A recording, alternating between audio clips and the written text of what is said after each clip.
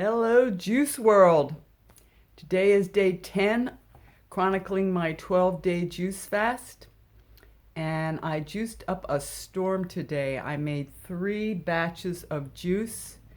I made a wonderful Bloody Mary mix using all my tomato, peppers, and spiced it up. A nice container of that. I did a carrot, apple, ginger, lemon juice, that's like my standard first juice. It's like I first started juicing before I found out about Joe Cross and the juice fasting for losing weight many years ago.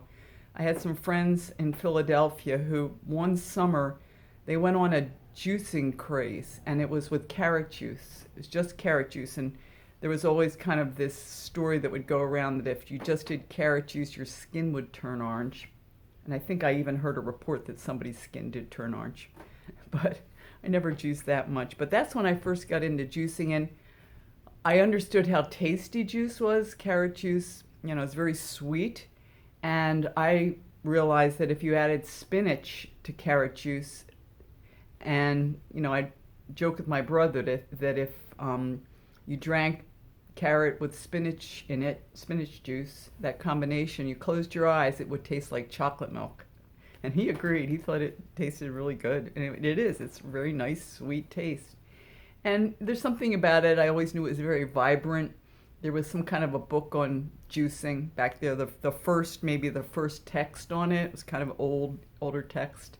I think I read it, and so I think I must have had a juicer, or I would just drink it when I could, get it somewhere.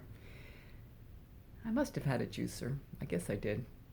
But anyway, I wasn't doing it for weight loss at all. I was just doing it because it seemed just like a healthy addition. So that carrot, apple, ginger, lemon is sort of my standard, that's just like my standard juice. And then I decided to make just a really scrumptious fruit juice, just way over the top.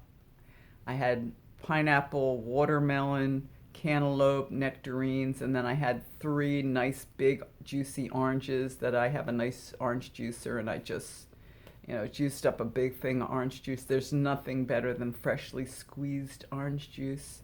I remember up on the boardwalk at Ocean City when I was a kid, there was a stand that had, I think it was Taylor's pork roll sandwiches, but they also offered freshly squeezed orange juice. There's little better, especially on the boardwalk on a wonderful summer's day. And a Taylor pork roll sandwich, a little mustard and pickle, in the days when I used to eat meat way back then. I certainly can appreciate how one might enjoy that. If you had a vegetarian option, I'd be all for it. Maybe I'll find one. I'm sure there is a vegetarian option now, which is great. So anyways, I had all this juice, and I was juicing like wild. And the thing about juicing so much is, in my kitchen, I really have to watch out for fruit flies. So not only do you juice and go through all that, then for me, I have to immediately turn around and clean it up. Get it in the garbage, get it out of the house, take the compost out to the back, and just get the remains of the vegetables and fruit taken care of, disposed of, and get my juicer clean, rinse and repeat. Or I do end up with a really big fruit fly problem, and I really don't want to have that. Tonight, Gary, my boyfriend, and his friend Tim are coming over. We watch movies on Saturday nights sometimes, and tonight was a special request. We're going to watch an old science fiction movie from the 50s or kind of a science fiction horror movie. I don't know what it is, what the genre is.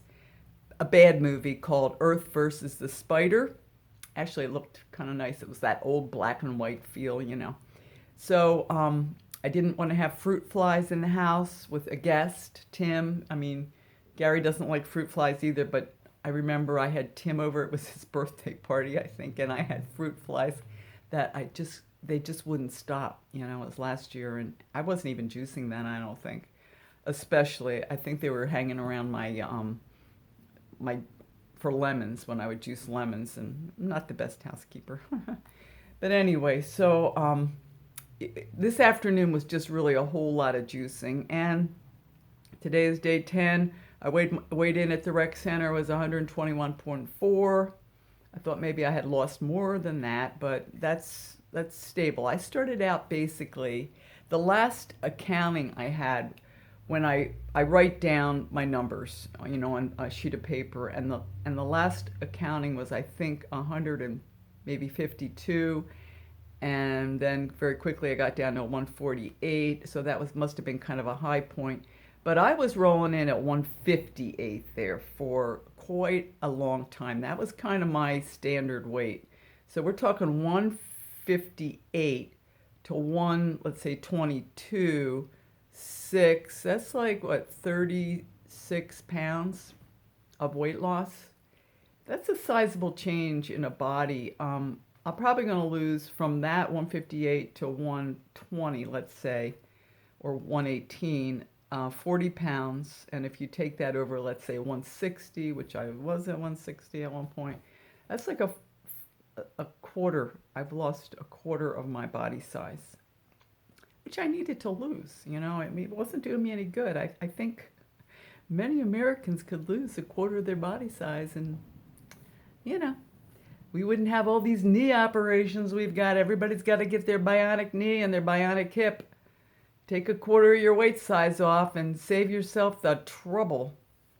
Anyway, so I was at Aikido today, and one of the things about Aikido is you have to be, I am inspired to be really in shape from Aikido.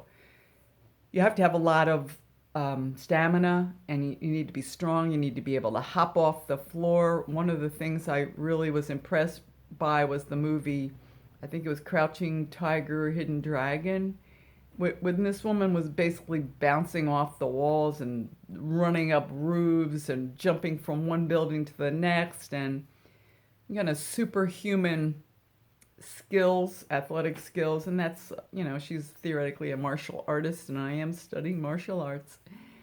And these are great things that inspire me to do better, and I realize that probably every day I should push myself. I can't practice Aikido every day. I don't have a partner, but I can go to the dojo 3 times a week, and then when I'm not at the dojo, I can, do some bike riding, long bike rides, something like that. I do, run and stuff like that every day, but something to really push myself, because it's a good thing. Ultimately, you feel great.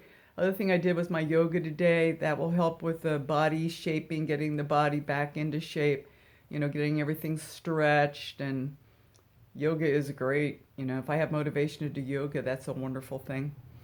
So I just wanted to knock this out. I have to go meditate, and then I have to kind of get the house put back together for the movie party tonight. So that's it. That's day 10. Tomorrow I wake up, it's day 11. I got 2 more days. That'll be Sunday and Monday. And I'm just staying the course. And this chronicling is really helping me to stay the course.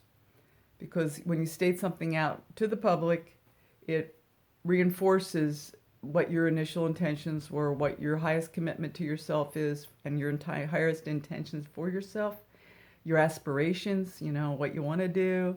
And I think my plan was sound. My initial plan was sound. 12 days of the fast. I'm going to bounce up afterwards. I'm going to go back to eating. Don't get carried away. Do a McDougall diet it's probably going to be about 2 weeks while I'm working, because when I'm working, I can't actually juice. And then go back and do an 8-day fast and kind of stabilize it, push it back, tamp it back down again. And we'll see. We'll see how it goes. I do feel it's a good plan. I have some really fun things scheduled for this summer. I don't want to be thinking about diet and weight and all that kind of fun stuff, even exercise, because I probably won't be exercising when I'm on the road and traveling and enjoying things. But it's people remodel their houses, They don't think a thing about it. I'm remodeling my body, and I think it's a worthy pursuit. And thank you for being here with me tomorrow.